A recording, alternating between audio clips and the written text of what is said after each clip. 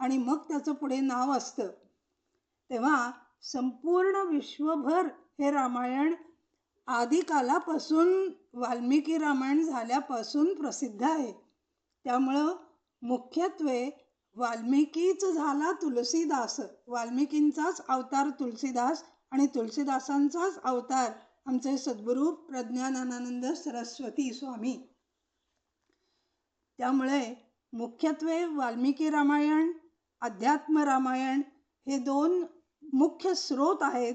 आणि त्याशिवाय त्या तुलसीदासांच्या काळी जी रामायणं होती, मग ते अद्भुत असेल, विचित्र असेल, आनंद रामायण असेल, अनेक संस्कृतात जवळजवळ 500 रामायणांची यादी आहे.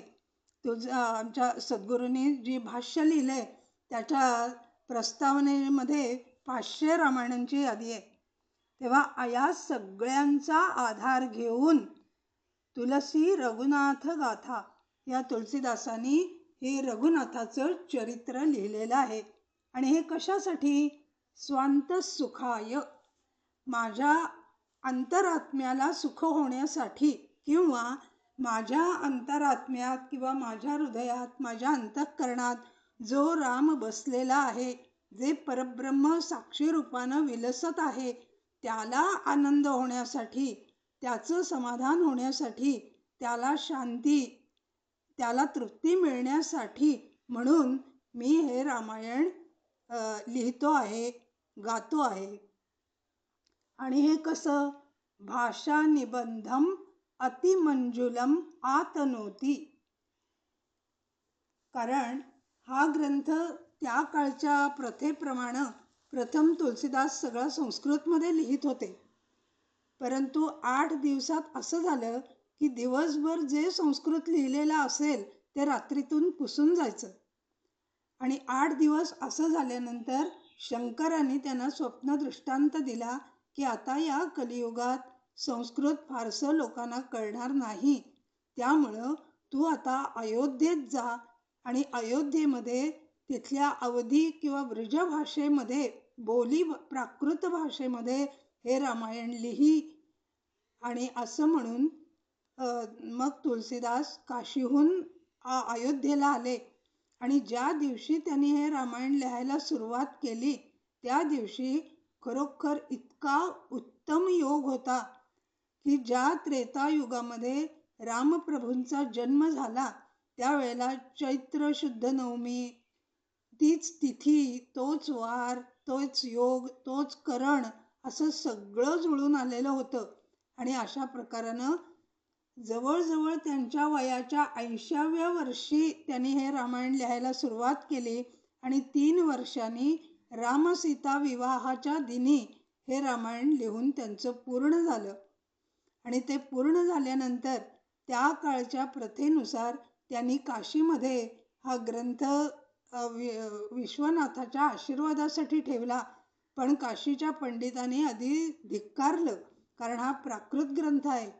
मग त्यांनी सर्वांना हात जोडून विनंती केली की सगळे वेद, वेदांग, उपनिषद सगळं वर ठेवा आणि माझा ग्रंथ सगळ्यात खाली ठेवा.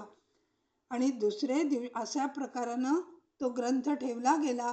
आणि रात्री असा ठेवलेला ग्रंथ सकाळी पहाटे जेव्हा काकड आरतीच्या वेळेला पुजाऱ्यानं विश्वनाथाचं मंदिर ते द्वार उघडलं त्यावेळेला तो ग्रंथ सगळ्यात वरती होता. आणि त्याच्यावर श्री शंकर सत्यम शिवम सुंदरम अशी सही पाहिली आणि सगळ्यांचे डोळे चमकले. आणि तेव्हापासून तुलसीदासांना आणि त्यांच्या या श्री रामचरित मानसाला, अर्थात त्यानंतर हा ग्रंथ चोरण्याचं, त्यांना छळण्याचे झाले बरेच प्रयोग, परंतु त्या काळचा राजा तोडरमल हा त्यांचा मित्र असल्यामुळं त्याच्याकडे त्यांनी हा ग्रंथ सुरक्षित ठेवला. आणि मग तिथून या ग्रंथाला आत्यंतिक अशी प्रसिद्धी मिळायला लागली. म्हणून ते म्हणतात की भाषा निबंधम. निबंध म्हणजे अनेक संदर्भानुसार अनेक ग्रंथांचा आधार घेऊन लिहिलेला ग्रंथ, त्याला निबंध असं म्हणतात. आजच्या भाषेत म्हणायचं तर PhDचा प्रबंध. अतिमंजुलम, आणि जे जसं एखादा लेखक असतो तो हळूहळू परिपक्व झाल्यानंतर त्याच्यामध्ये जसा बदल होतो, तसं हे वाल्मिकीचे तुलसीदास या अवतारात आल्यानंतर अत्यंत परिपक्व झाल्यामुळं वाल्मिकी रामायणात जी अत्यंत कंटाळवाणी रुक्ष अशी युद्धाची वर्णनं, वंशावळ्या ते सगळं गाळून जे जे उत्तम उदात्त उन्नत महन मधुर मंगल आणि आजच्या भाषेत म्हणायचं तर शॉर्ट अँड स्वीट असं सगळ्याचा समन्वय आणि अंगीकार करून तुळशीदासांनी या अवधी भाषेमध्ये हे अत्यंत गोड, रम्य, मधुर, आकर्षक करून आतनोतुई म्हणजे काही ठिकाणी विस्तार करून हे रामायण त्यांनी रचलेलं आहे. आणि मुख्यत्वानं स्वांतसुखाय हा त्यांचा हेतू आहे की आपल्या अंतरात्म्याला शांत करण्यासाठी, समाधानी आनंदी करण्यासाठी. त्याचबरोबर त्यांनी जे आयुष्यभर हे रामायण लिहिलं आणि लोकांना सांगितलं, कारण त्यांचं आपण पाहिलं की आयुष्य प्रदीर्घ 126 वर्षांचं आयुष्य होतं. त्यामुळं नंतर ते काशीमध्ये असे घाटावर दररोज त्या घाटावरती संध्याकाळी हे रामायण सांगत असत. आणि अशा प्रकारानं आपल्या वाणीला शुद्ध करण्यासाठी, वाणीला अत्यंत विमल पवित्र करण्यासाठी म्हणून हे रामायण मी लिहितोय, सांगतोय अशी त्यांची भूमिका आहे. आणि ज्या वेळेला तुमच्या परावाणीत एखादा विचार असतो, तो मग पश्चंती, मध्यमा आणि वैखरीत येतो. म्हणजे आपण म्हणतो ना की जे पोटात तेच ओठात अशा पद्धतीने येतं. म्हणजे तो मनुष्य किती अत्यंत शुद्धातिशुद्ध आहे त्याचा हा दाखला आहे.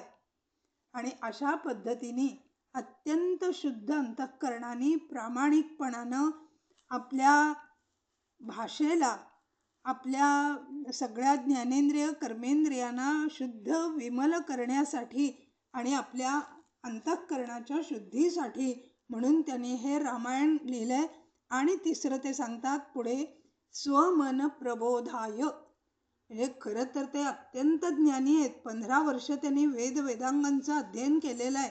तरी सुद्धा ते म्हणतात की माझ्या मनाला प्रबोध म्हणजे प्रकर्षानं बोध म्हणजे ज्ञान देण्यासाठी मी हे रामायण रचतोय आणि सांगतोय. अशा प्रकारानं ह्या उत्तरकांडाचा प्रतिनिधी असणारा हा श्लोक आहे. आणि उत्तरकांडात जशी यांनी सांगितलं ना की नाना पुराण निगमागम संमतम यद, तसं वेद उपनिषद यातलं सगळं तत्वज्ञान अगदी त्याचं सार काढून कोळून आपल्याला ज्ञान आणि भक्ती म्हणजे ज्ञानापेक्षा भक्ती, ज्ञानोत्तर भक्ती कशी श्रेष्ठ आहे ते उत्तरार्धात आपल्याला सांगितलेलं आहे. आणि उत्तरकांड याचा अर्थच रामांचं उत्तर आयुष्य की जे रामराज्यानंतर त्यांच्या निर्याणापर्यंत झालं ते, आणि त्यांचा प्रवास जो लंकेकडून अयोध्येकडे उत्तरेकडे, दक्षिणेकडून उत्तरेकडे झाला. अशा प्रकारानं आपण या उत्तरकांड या शेवटच्या 7व्या सोपानाचं प्रतिनिधी करणारा हा श्लोक आहे. आता त्यानंतर 5 सोरठे हे मंगलाचरण आहेत. अर्थात तुम्ही हिंदी वाचताय अवधी मूळ आणि माझ्याकडे स्वामींचं मराठी आहे. स्मरत सिद्धी दे तूर्ण गणनायक करिवर वदन, करो कृपा तो पूर्ण बुद्धिराशी शुभ गुण सदन.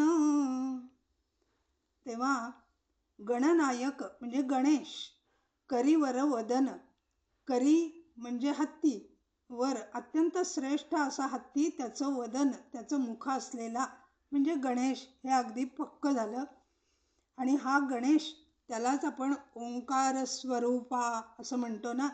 त्यामुळं प्रणवाचं जे लक्ष आहे, मुख्य परमात्मा आणि जो कुंडलिनीच्या मूलाधाराची देवता आहे, असं त्याचं स्मरण करताच तो तूर्ण म्हणजे ताबडतोब आपल्याला सगळ्या सिद्धी देतो. आणि असा तो गणेश आमच्यावरती स्वतः तो पूर्णपणानं बुद्धिराशी असल्यामुळं आणि सगळ्या शुभ गुणांचं सदन असल्यामुळं माझ्यावरती कृपा करो, असं इथे तुलसीदास म्हणतात. त्यामुळं हे गणेशाला वंदन आहे. आणि काही जण हे 5 श्लोक म्हणजे पंचायतन पूजा असा अर्थ घेतात. परंतु आमचे सद्गुरू म्हणतात की असा अर्थ ओढून ताणून घेण्यात काय अर्थ आहे. जे तुलसीदासांनी प्रत्यक्ष त्या श्लोकात म्हटलंय तेच आपण पाहू. आता दुसरा सोरठा आहे. मूक होई वाचाल पंगु चढे गिरीवरी गहन, कृपया यस्य दयाल द्रौतो सब कलिमल दहन.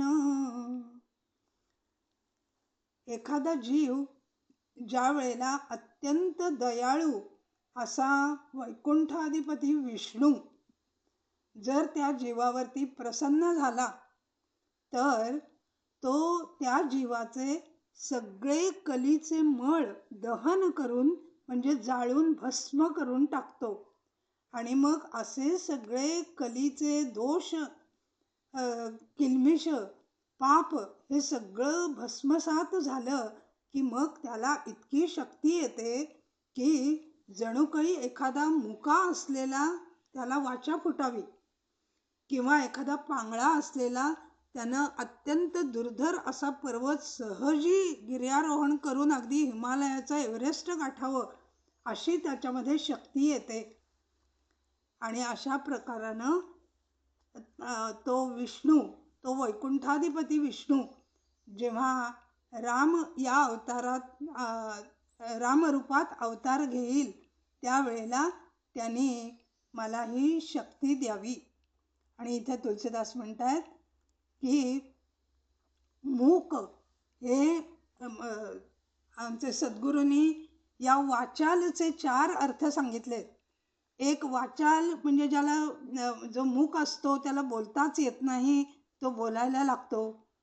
आणि जो ज्ञानमूक असतो म्हणजे ज्याला ज्ञान आहे परंतु तो सभेमध्ये बोलायला घाबरतो म्हणा किंवा बोलतच नाही किंवा एखाद्या जडभरतासारखं अजिबात आपलं ज्ञान आपल्याच जवळ ठेवतो आणि कुणाला काही बोलत किंवा सांगत नाही. किंवा मग सभामुख की ज्याला सभाधीटपणाच नाही असा. आणि चौथं म्हणजे जो अत्यंत बडबडच करतो की जो पहिल्यांदा मुका होता पण आता मात्र खूप बडबडायला लागलेला आहे.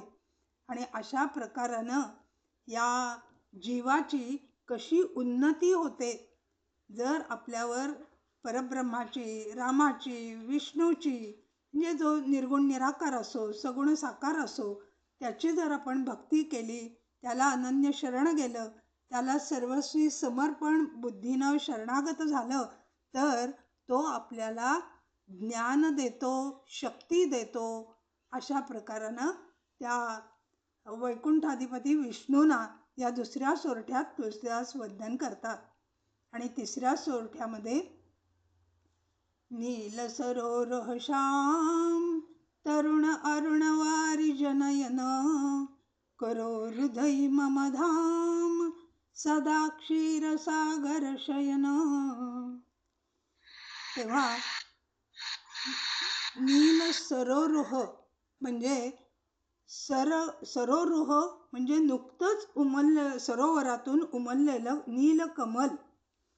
श्याम तरुण, तरुण म्हणजे तोच अर्थ आहे की नुकतंच ताजं, अगदी टवटवीत, प्रफुल्ल असणारं अशा त्या नुकत्याच उमललेल्या नीलकमलाप्रमाणे ज्यांची अंगकांती नीलवर्णाची आहे.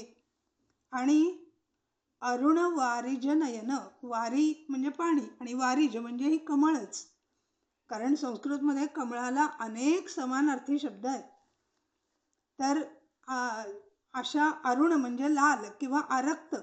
आणि लाल रंग हा जसा वीर रसाचा द्योतक आहे तसा तो भक्ती रसाचाही द्योतक आहे. त्यामुळं भक्तीने ज्याचे डोळे अत्यंत रक्तिमा लालसर झाले आहेत अशा या शेषशायी नारायण सदा क्षीरसागर शयन, जो सदैव क्षीरसागरात योगनिद्रेत अर्धोन्मीलित दृष्टीने पहुडलेला असतो, तो शेषशायी नारायण माझ्या हृदयी सतत विश्राम करो, अशी तुलसीदास त्याला विनंती करतायत. नीलवर्ण हा शृंगाराचाही आहे आणि शुद्ध सत्वगुणाचाही आहे. पीतवर्ण हा रजोगुणाचा आहे आणि कृष्ण किंवा काळा वर्ण हा तमोगुणाचा आहे. आणि भगवंत किंवा भक्त यांच्याबद्दल आपण कमलनयन, कमलहस्त, कमलचरण असे शब्द का वापरतो? कारण कमलामध्ये 8 गुण असतात आणि प्रामुख्यानं म्हणजे पाण्यात राहून किंवा चिखलात राहून त्या पाण्यापासून किंवा चिखलापासून ते अलिप्त असतं. म्हणून हे परब्रह्माला, परमेश्वराला, ईश्वराला किंवा आपल्या या आराध्य दैवताला 100% लागू पडणारं म्हणून हे कमल हे विशेषण भगवंताला, आणि भक्तही हळूहळू त्याची भक्ती करून तसाच होतो म्हणून त्यांनाही आपण लावतो. त्याचबरोबर कमल हे अत्यंत तेजस्वी असतं, सरस असतं, सौंदर्यानं भरलेलं असतं, त्याचबरोबर अत्यंत कोमलही असतं, प्रसन्नता असते, मधुरता असते आणि त्याच्यामध्ये सुगंधही असतो. तेव्हा या अशा 8 प्रकारच्या गुणांनी सगळं भरलेलं म्हणून आपण भक्त आणि भगवंत यांच्यासाठी कमलनयन, कमलवदन, कमलहस्त, कमलचरण असे शब्द आपण वापरतो. तेव्हा हा 3रा श्लोक हा शेषशायी नारायणांना त्यांच्या वंदनात किंवा त्यांच्या कृपेसाठी वाहिलेला आहे. आता पुढचा श्लोक नाही, सोरठा. कुंद इंदु समदेह उमारमण करुणायतन, जो करी दीनी स्नेह करो कृपा मर्दन मदन. या सोरठ्यामध्ये भगवान शंकरांना वंदन केलेलं आहे.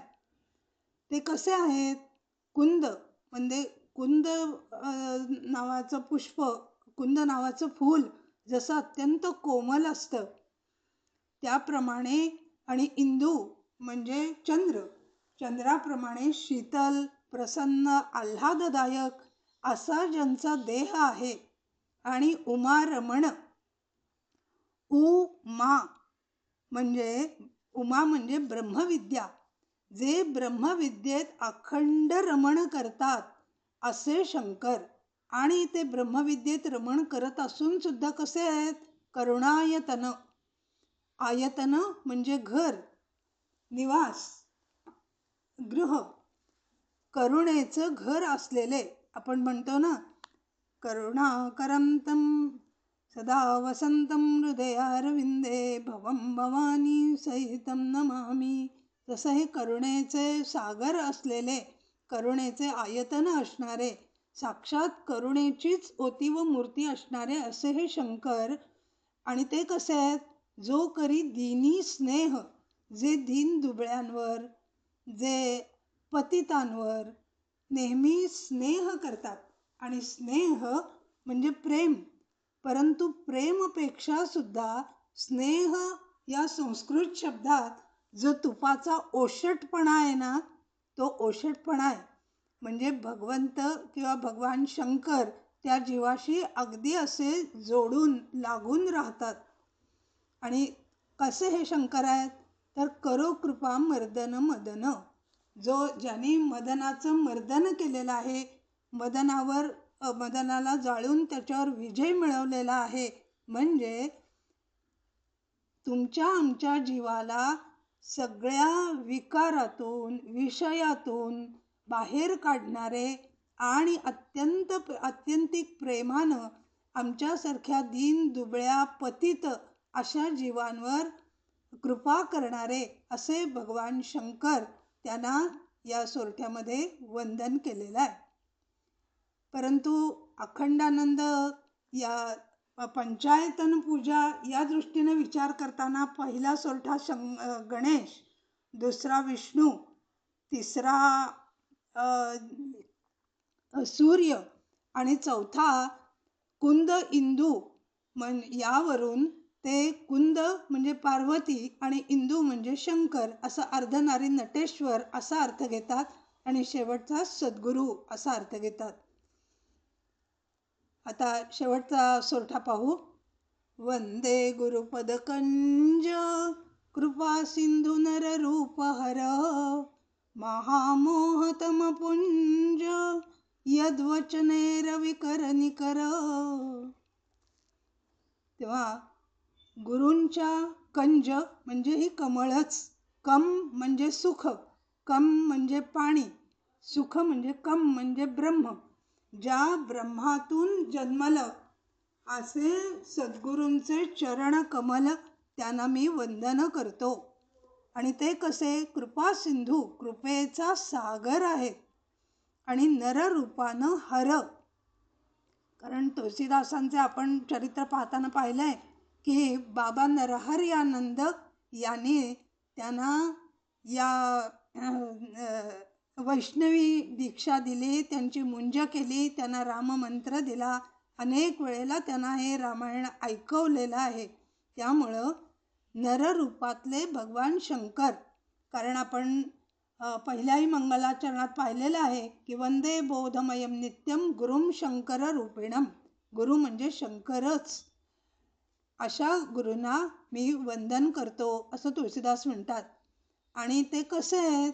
महामोहतम पुंज, की या जीवाचा, शिष्याचा महामोह, तम म्हणजे अज्ञान, नुसताच मोह नव्हे, महामोह, आणि त्याचा पुंज म्हणजे त्याचा साठा, त्याचा पुंजका असा असलेला सगळा तो मोहाचा, भ्रमाचा, संशय, तर्क, कुतर्क, वितर्क जे काही तुम्ही म्हणाल त्या सगळ्याचा निचरा करणारे असे हे गुरु कसे आहेत?